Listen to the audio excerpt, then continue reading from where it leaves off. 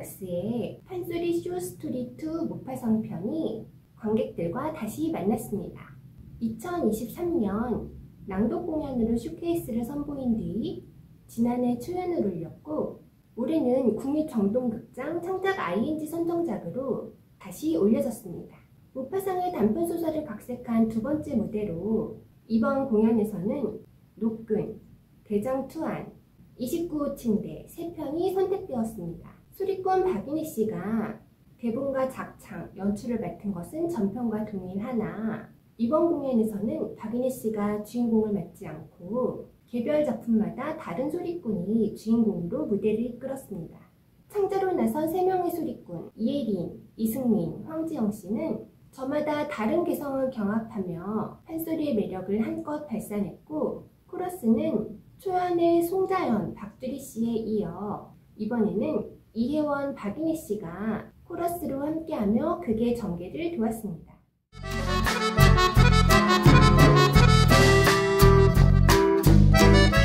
공연은 이혜린 씨의 노끈으로 문을 열었습니다. 프랑스 노르망디 지방의 시골 마을 고데르빌에 장이 열리는 날입니다. 광장으로 향하던 오시코른 영감은 땅바닥에 노끈 하나가 떨어져 있는 걸 발견하는데 이는 그의 인생을 뒤바꾼 커다란 오해의 시작이었습니다. 오시코른이 주운 것은 쓸모가 있을지 없을지도 모르는 작고 가느다란 노끈 한 오락이었지만 이는 곧 목격자인 말랑땡에 의해 500프랑과 중요한 문서가 된 가죽 지갑으로 와전되기에 이릅니다. 가뜩이나 사람들이 많이 모여드는 장날, 말 옮기기 좋아하는 사람들이 한마디씩 입을 보태는 동안 사건은 어쩌다 이런 오해가 빚어졌는지 실제 내막은 어땠는지 같은 사실관계가 아니라 오시코른이 얼마나 모렴치하고 뻔뻔하며 반성할 줄 모르고 자기 변명에만 골몰하는 인간인지에 대한 여론재판으로 전개됩니다. 유실된 지갑을 주운 누군가가 주인에게 돌려주었다는 훈훈한 미담도 오시코른에 대한 부정적인 여론을 뒤집지는 못합니다. 심지어 이 결말은 오시코른에게 누군가를 사주해 지갑을 원래 있었던 자리에 가져다 놓고 주인에게 되찾아 주었다는 새로운 누명을 덧씌우며 오해를 부풀립니다. 오시코른이 누명을 벗기 위해 선택한 방법은 그날의 일에 대해 최대한 소상히 이야기하는 것입니다. 사람들의 오해는 사건의 진실이 무엇인지 몰라서 빚어진 것이니 진실이 알려진다면 오해도 자연히 풀리리라는 순진한 기대를 했던 것입니다. 그러나 노끈을 습득하게 된 과정에 대해 설명하는 오시코른의 이야기가 설득력을 얻을수록 이 잘 짜여있는 각본 같은 이야기에 대한 의심은 더욱더 커져갈 뿐입니다. 애초에 사람들이 원하는 것이 진실이 아니었기 때문입니다. 전통 판소리 무대였다면 오시코른이 억울함을 토로하며 자신에겐 죄가 없노라고 결백함을 노래하는 눈대목이 무대의 하이라이트를 이뤘을 것이지만 이혜린 씨의 노래는 문장을 다 맺지 못한 채 그저 작은 노끈 하나를 되뇌이며 끝납니다. 원작에서 정신착란을 일으킨 오시코른이 숨이 다해가는 순간에도 노끈을 중얼거리던 마지막 장면처럼요. 박인혜 씨는 연출에서 새 소리꾼의 개성과 매력을 최대로 출력하는 데 주안점을 두었는데요. 개별 무대의 연출에 앞서 각각의 작품을 소리꾼의 개성에 맞게 안배한 데에서부터 소리꾼에 대한 각별한 애정과 안목이 읽힙니다. 노끈의 무대가 끝나고 나서 이 작품을 판소리 무대로 옮기면서 자신의 진실을 밝히기 위해 포기하지 않고 분투하는 오시코른의 이야기를 전달하는 수단으로 여린 듯 하면서도 끊어지지 않고 휘어지며 이어지는 이혜린 씨의 목소리 외에 다른 선택지를 상상하기란 어려운 일입니다. 또한 이혜린 씨의 무대에는 부드럽고도 감칠맛 나는 노래의 물미가 담뿍 살아있습니다. 판소리라거나 소리꾼이라는 단어가 의미하는 바 그대로 판소리 무대의 중심은 소리에 있고 이 소리는 이야기를 실어나르는 가장 강력한 수단이지만 이혜린 씨의 무대는 판소리가 이야기이자 소리인 동시에 노래이기도 하다는 것을 새삼 깨닫게 해줍니다.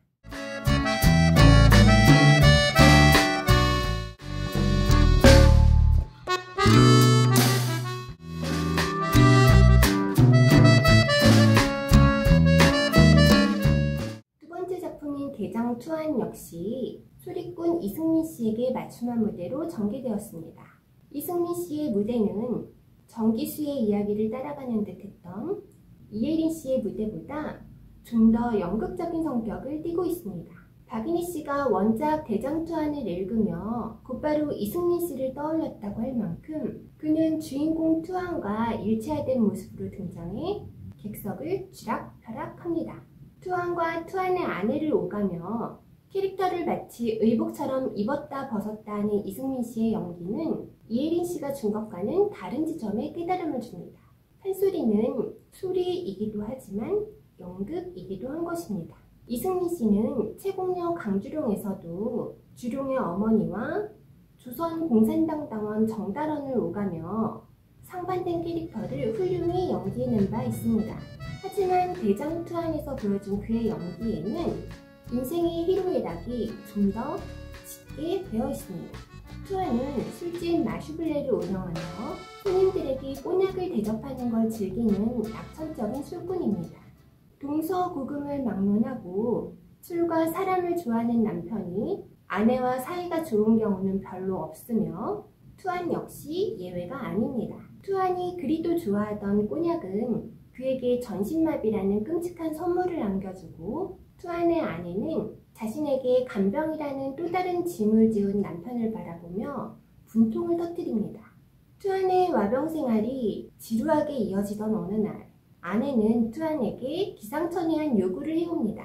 침대에 누워 밥만 축낼 바에는 달걀이라도 품어 부화시키는데 일조하라는 것입니다. 투안이 아내로부터 요구받은 것은 이른바 쓸모의 증명입니다.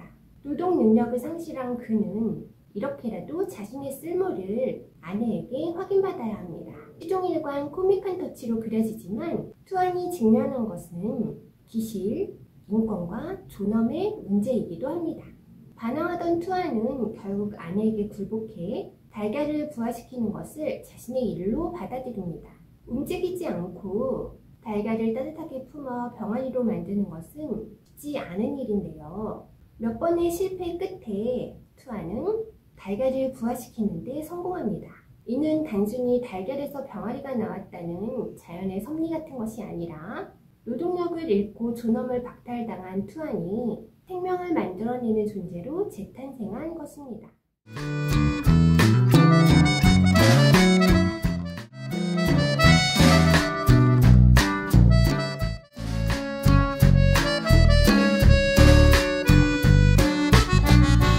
세 번째 무대는 황지영 씨의 29호 침대로 박인희 씨는 그가 수리꾼이자 여성 국극 배우임에 주목했습니다. 황지영 씨는 국극 무대에서는 주로 여역을 맡아 성역할 전형에 충실한 연기를 보여주고 있는 배우인데요. 29호 침대는 여역과 남역을 오가는 그의 연기 스펙트럼을 보여주는 한편 여성 배우가 여역과 남역을 모두 소화하는 여성 국극의 특징을 보여주는 특별한 무대가 되었습니다. 인물의 개성보다 젠더의 전형이 도드라진다는 점에서 황지영 씨의 연기는 이승민 씨와 궤를 달리합니다. 군인 에피영과 그의 연인 이르마의 비극적인 로맨스로 읽히는 29호 침대가 궁극적으로 말하고자 하는 것은 성별화된 전쟁의 비극입니다. 그렇기에 이 이야기에서 중요한 것은 에피영과 이르마의 고유한 개성이라기보다 군인과 그의 연인으로 설정된 인물의 사회적 위치 혹은 역할입니다. 원작에서 모파상은 이들의 외모 묘사에 상당한 공을 들이고 있습니다. 에피양은 군복이 매우 잘 어울리는 잘생긴 경기병 장교로 그의 매력은 길을 지나가면 여자들이 모두 돌아보았다 라는 문장으로 집약됩니다. 이 매력은 여자들에게 꾸준히 승리를 거두어 왔다 라는 결과로 이어지는데 에피양의 가장 큰 승리는 미녀 이르마의 연인이 된 것입니다. 모파상은 에피양의 이 같은 승리를 이렇게 표현하고 있습니다. 이르마의 사랑을 적에서 빼앗은 깃발처럼 끌고 다니고 펼치고 과시했다 라고요. 작품 속에서 이르마는 개별적 단독자로서의 인간이 아니라 에피양의 승리를 증명해주는 깃발로서 존재합니다. 프랑스와 프로이센의 전쟁이 발발하자 에피양은 최전방으로 떠나게 됩니다. 전쟁으로 연인의 운명이 갈라지는 것입니다. 에피양이 전쟁에서 고문을 세우고 십자 훈장을 받는 동안 이르마는 프로이센 군인들에게 유린당하고 매독에 걸려 병원에 수용됩니다. 전쟁 영웅과 성병 환자로 재회한 이들 사이에 전쟁 전의 열정은 찾아볼 수 없습니다. 이르마는 더 이상 에피양에게 승리의 깃발이 아닙니다. 이르마에 대한 애정이 사그라든 자리에 남은 것은 수치심과 혐오가 한뿐입니다. 전쟁에서 에피양이 프로이센 군과 싸우는 동안 이르마는 프로이센 군인들에게서 얻은 매독을 그들에게 돌려주는 방식으로 자신의 전투를 치릅니다. 둘 다 각자의 전쟁을 수행했지만 그 보상을 받지 않습니다. 이르마는 자신이 에피양보다 더 많은 프로이센 군인을 죽였다며 분노합니다. 에피양은 이르마의 분노 앞에서 도망치고 이르마는 29호 침대에서 쓸쓸하게 죽음을 맺습니다. 십자 훈장과 매독이라는 에피양과 이르마가 받은 이 상반된 보상은 전쟁이 누구의 비극인지, 무엇을 지키기 위한 싸움인지 다시 질문합니다. 흔히 인간의 비극으로 뭉뚱그려지기 쉬운 전쟁을 남성성과 여성성의 다른 위치성으로 읽어낸 모파상의 29호 침대는 젠더 전형을 구현하는 국곡배우 황정씨의 연기로 인해 더욱 묵직한 울림을 갖게 되었습니다.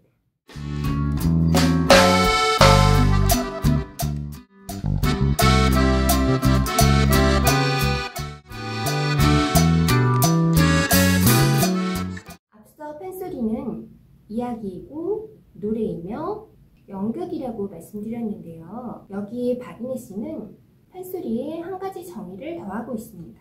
바로 음악입니다. 흥미로운 이야기를 소리와 연기로 전달하는 소리꾼의 개별적인 매력에 빠져드는 동안 음악은 자칫 보조자의 자리로 물러나기 쉬운데요. 하지만 박인혜 씨는 공연을 완성하는 마지막 조각으로 음악의 역할을 놓치지 않으며 판소리 무대가 총체극으로서의 음악극이기도 함을 꾸준히 웅변하고 있습니다. 이번 공연은 음악그룹 나무의 베이시스트 최인환 씨가 중이꽃밭 두알만 봄풀이에 이어 다시 한번 풍성한 음악의 향연을 펼쳐 귀를 더욱 즐겁게 해주었습니다.